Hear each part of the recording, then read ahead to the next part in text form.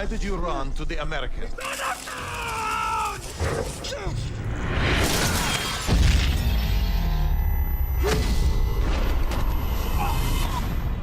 We knew that one of our biggest challenges with Blacklist was going to be just the scale of it, the scope of it, in terms of the number of game features, the number of systems, the number of different game mechanics that the players are going to have access to, and the spectrum of play styles that we wanted to be able to support right out of the box. In terms of E3, we knew we had all of this stuff in the game as well, and there's a significant proportion of nighttime levels.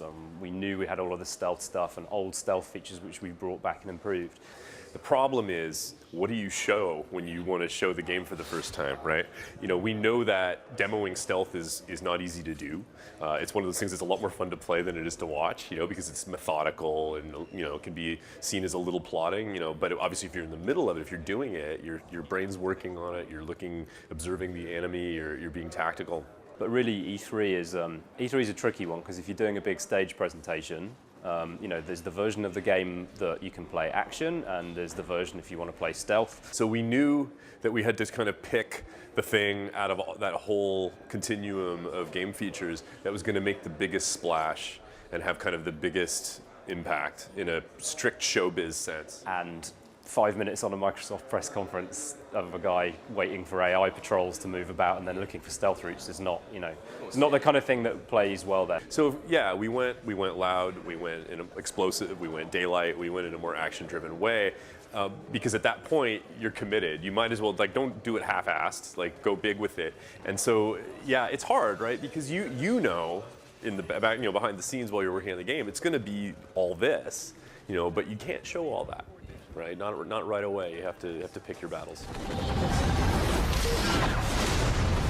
We aren't trying to turn Splinter Cell into something else, you know. And the core pillars of the game have to be player choice, light and shadow, basically in terms of as a tool for stealth, and sophisticated AI, because we don't script our games. We really have a systemic AI that goes about its business that you need to be able to interact with and manipulate and do what you need to do, right?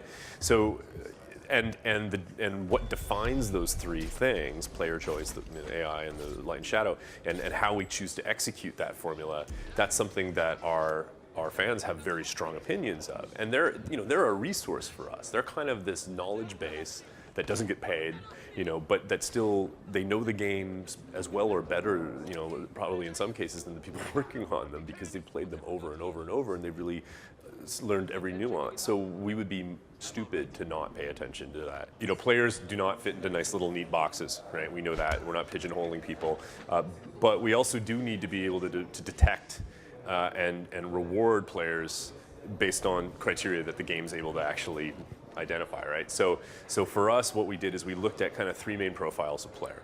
There's the traditional ghost player, which basically you would summarize as saying, never detected, never kills anybody, never touches anybody. So really, they're just like they're a whisper. They come in the shadows, they do their objective, they leave. That's it. They leave no trace. The other end of the spectrum, you know, you have somebody who's all about the kinetic direct action approach. They're not concerned about getting detected at the beginning of an area. You know, they're going in hard with weapons, with gadgets. You know, they're armoring themselves up. They're really concerned about survivability mainly, and they're taking a really obviously more action-oriented approach. So they're detected and they kill everybody. And then obviously in the middle somewhere, you would imagine there's the player who's kind of mastered a lot of the game's features and learned how to kind of combine them in a really a fluid, aggressive way, and they can remain undetected and sustain that stealth state as long as possible, but still sort of strike from the shadows and clear an area out, right? So it's kind of like the lights go out, and then when they come back up, everyone's dead. You know, and that's kind of that idealized Panther player. And to be honest, it gives us flexibility too, right? Because we're constantly tuning it. Like, we need to figure out exactly how we want to reward a particular play style, and you know, and that translates into dollars as far as the customization system is concerned, the in-game economy. So and that's something we will continue to tweak and tune right until the bitter end, probably.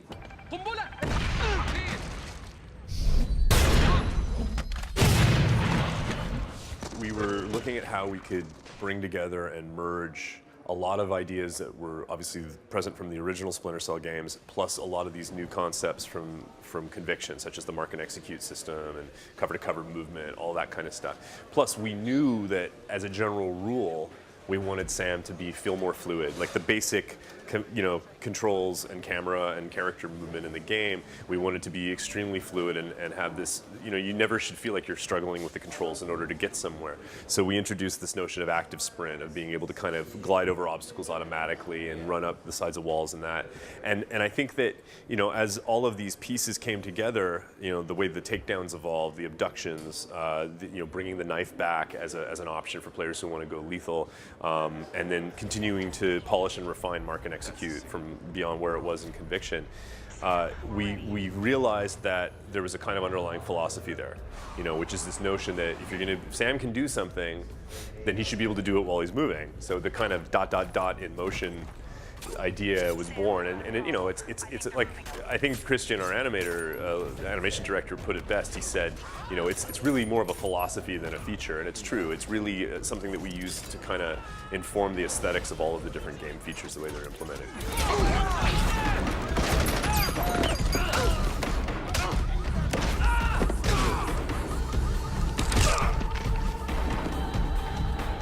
We've built a motion capture studio at the studio, like a big state-of-the-art facility.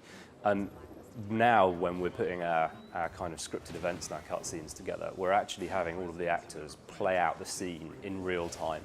We're capturing their movements, we're capturing their voice. If there's an intense scene and someone's having to throw themselves about a bit, we're getting the way that their voice changes as they're moving, So that's why we say, well, we can't just dub a voice over the top of it, because it takes you out of the fantasy.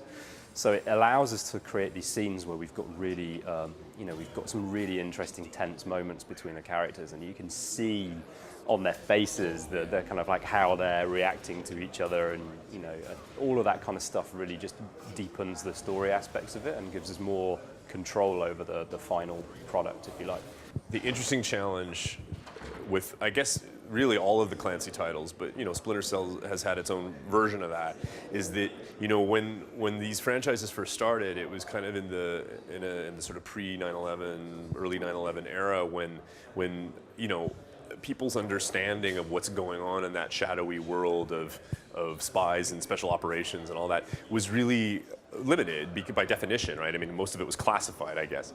And I think what's happened is, in the intervening 10 years, your average player has become incredibly well informed about a lot of this stuff, because there's movies, there's television, there's lots of books they can read, there's huge news sources about it. So it's present in the news as a thing, and people now understand what the real world equivalent to a lot of this stuff is.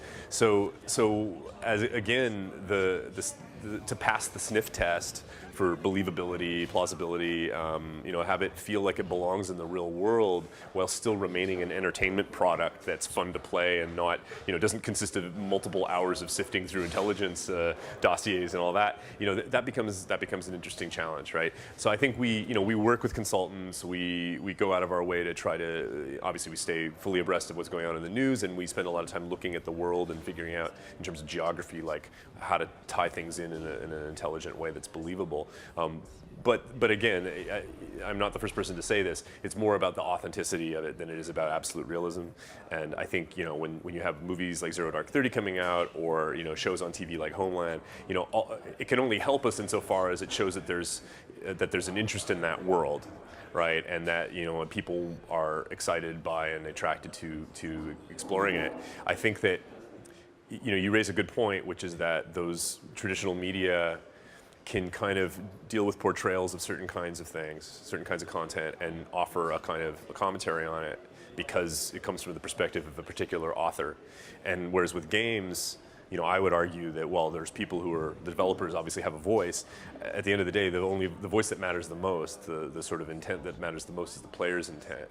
So we give these tools to the player and pit them against enemies that feel like enemies that could be present in the real world, hopefully. And in that scenario, the player is forced to ask themselves some hard questions about what is acceptable and unacceptable. I think, as much as possible, we want those things to be interactive. Because when they are, then the the reality is you're playing a game, you're exploring some things, you're making choices, things aren't being imposed on you, you're not being forced to endure something, and when we have narrative moments, we try to pick and choose those moments carefully so that we're not taking those choices away from the player.